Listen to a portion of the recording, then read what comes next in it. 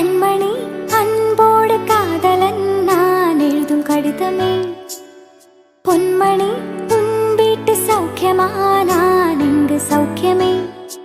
உன்னை எண்ணி பார்க்கையில் கவிதை கொட்டது, அது எழுத நினைக்கையில் வார்த்தை முட்டது.